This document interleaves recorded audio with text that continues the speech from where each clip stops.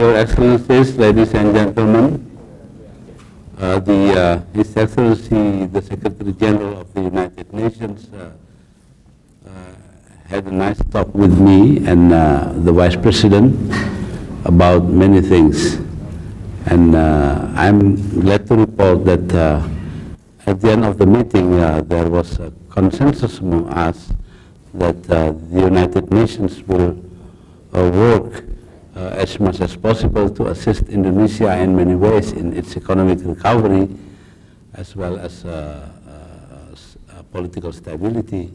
And we said also that we would use UNCTAD for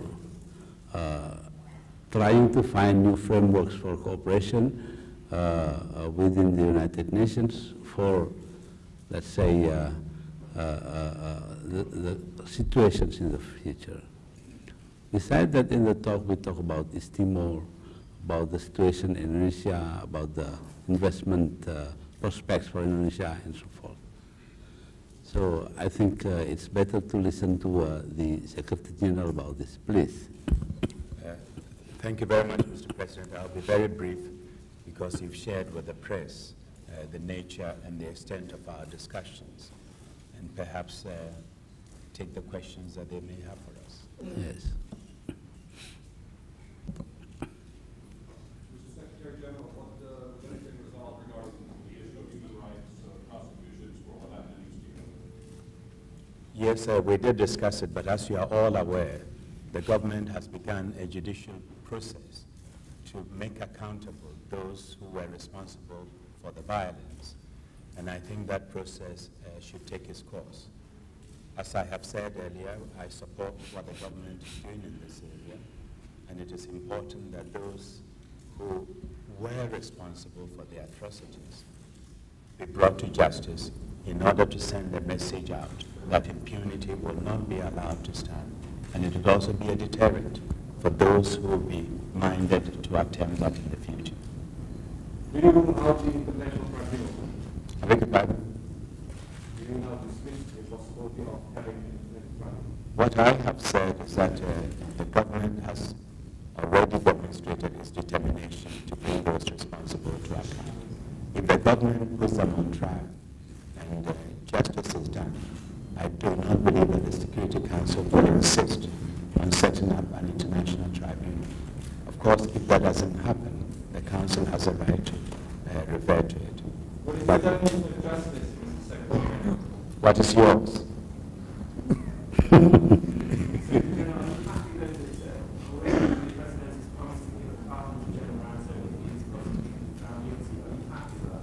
I think if I am correct, the announcement that came out 2 days ago was that he will be suspended pending the outcome of the proceedings. Once those proceedings are out, the necessary decisions will have to be taken. And so I'm going by the decision that was announced 2 days ago. I haven't looked at the legal documents and the details of Indonesian law to know how pardon is accorded in this society and in this technology. So I would not want to be drawn into that aspect. President Wahid, did you say anything to the Secretary General? Did you give any assurances regarding a pardon for Rombongan? Did you tell him that you would give him a pardon if the investigation does continue to find impeachment? You know that between friends, there is no need for assurances. As long as we work, you see, in the right way, in the right manner.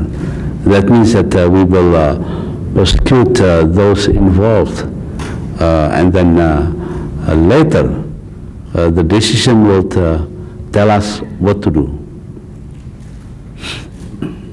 Please mention your name and your agency.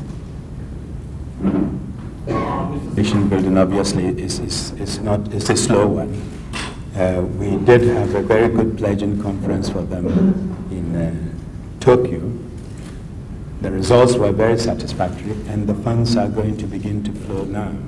And there will be reconstruction and job creation projects. In fact, the head of the World Bank comes in tomorrow, and he will follow me to East Timor. And we are working together with the bank and other donor communities to reconstruct East Timor. Obviously, it's a long process, and we do understand some of the frustration on behalf of those who are unemployed, but we are determined to move as fast as we can and to work with them.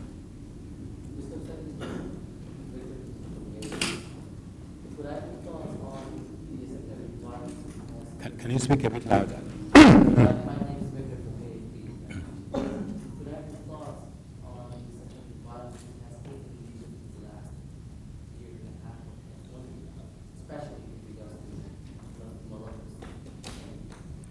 We did discuss that, and the President shared with me the steps the government is taking to bring the situation under control and the efforts they are making to engage the people concerned, and also to enhance economic and social development in the regions concerned. And I think that is a very important step. The question of dialogue, open-minded dialogue, and economic and social development. Secretary, the President has certainly exhibited an interesting international style of diplomacy in the last few weeks. As you traveled and he traveled, each day there seems to be a different development. I wondered if you perhaps would talk about that and perhaps exchange advice on handling issues like that, and whether you think the President's words on certain issues could not be trusted, but effectively does follow up in the days and weeks ahead, considering the changes some would say look like. I think one has to be in the position, is in a position of responsibility to appreciate what happens when one is on the road. You are not only dealing with the issues in the cities that you are in, but your office follows you. And I'm sure in the case of President Wahid, not only is he dealing with issues on in the capitals, whether it's Tokyo or Paris or wherever, but he also has to deal with the issues taking place back home. And so in other words, if you're not careful, you're working 24 hours. And leaders in today's world are often, of course, also exposed. You guys never give us any break here. The cameras are constantly on us. Your mics are constantly on. And so sometimes even when we're talking to ourselves, you grab it and put it out and then tell us we are not doing what we should do. But I think what is important is really the end result. I think the President gave a certain indication of what he wanted to see done and what he was going to do. And I think 2 days ago that was done. And I think we should be focusing on the results rather than the process. Issues of the refugees in West Timor and the need for them to be able to go back freely to East Timor, and those who want to stay in Indonesia make the free choice either to remain in East Timor, in West Timor, or relocate to other parts of Indonesia. We are going to be working closely with the government through the High Commission for Refugees, and I also had a meeting with the Minister of Defense, who are going to work with us to ensure that the unruly militia elements and those who are intimidating refugees are brought under control, and that we can assist in getting the refugees back.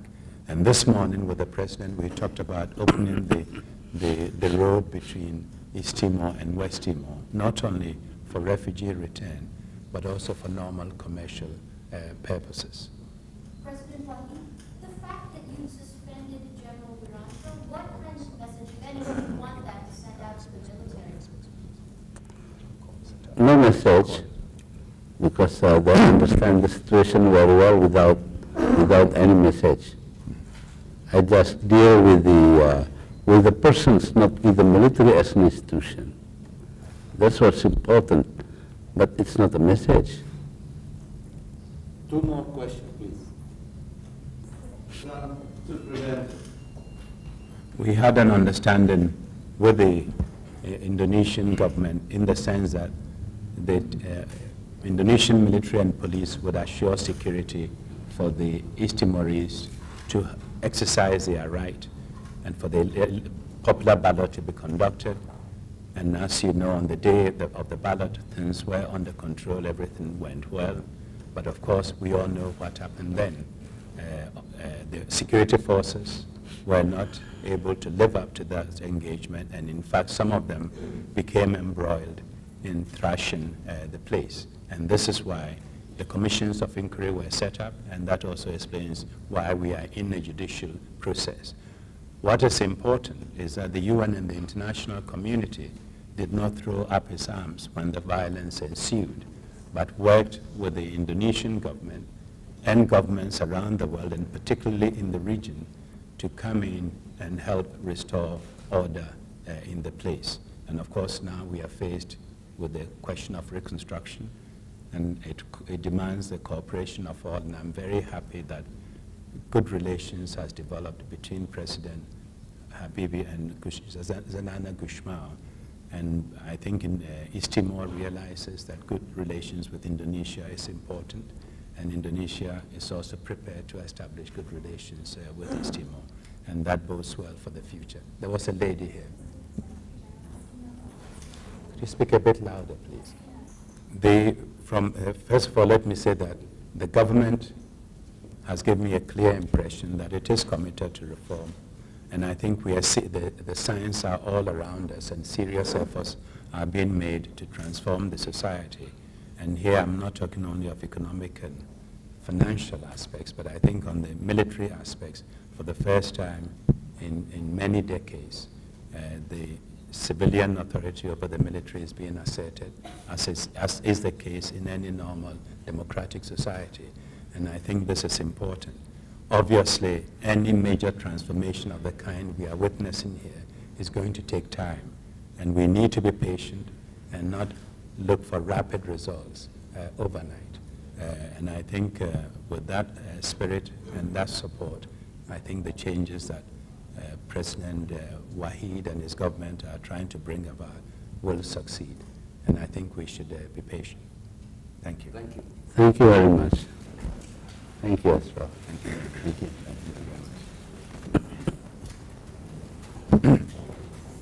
I will still listen.